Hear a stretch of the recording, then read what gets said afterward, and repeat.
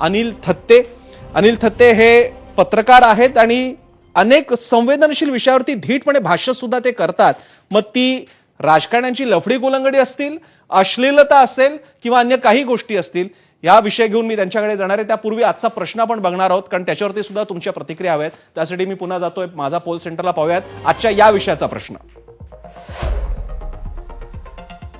आजचा प्रश्न आहे, उल्लू वर्ल्ड बालाजी अशा ऍप्सवरती बंदी आणल्याने आशय पाहिला जाणं थांबेल का? अश्लील आशय पाहिला जाणं थांबेल का? होय आणि नाही मध्ये याच्या प्रतिक्रिया आहेत आणि आमच्या एक्स, फेसबुक, इंस्टाग्राम यावरती जाऊन तुम्ही त्याचं उत्तर देऊ शकता.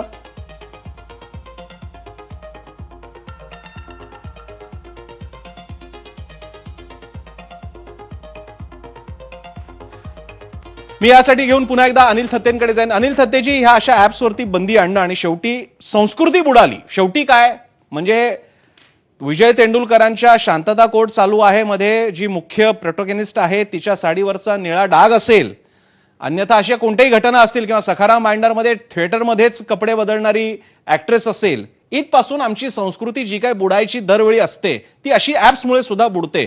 तर ह्या सगळ्या निर्णयांकडे तुम्ही कसं पाहता?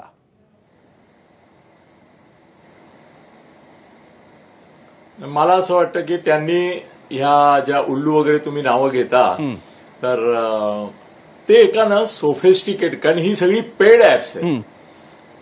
सामान्य माणूस जो आहे तो जिथे पैसे द्यावे लागत नाहीत अशा प्रकारचा हार्ड कोर, ज्याला आपण हार्ड म्हणू, त्या प्रकारच्या पॉनकडे जास्त जातात.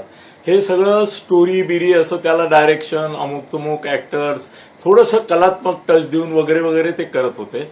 आता त्याच्यावर बंदी घातल्यामुळे तुम्ही सुंदर शब्द वापरला की जगातून जो धबधबा येतोय त्याला कसा आळा घालणार किंवा तो कसा थांबवणार.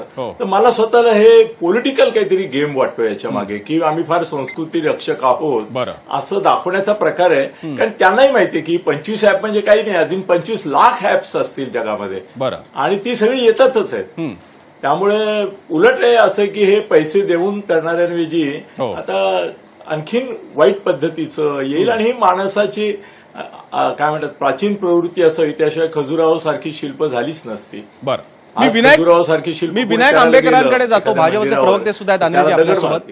विनायक आंबेकर आहेत आणि मला दिसतंय माध्यम अभ्यासक, विशेषतः समाज माध्यमावरच्या विविध प्रवाहांचे अभ्यासक मुक्ता चैतन्य सुद्धा त्यांच्याकडे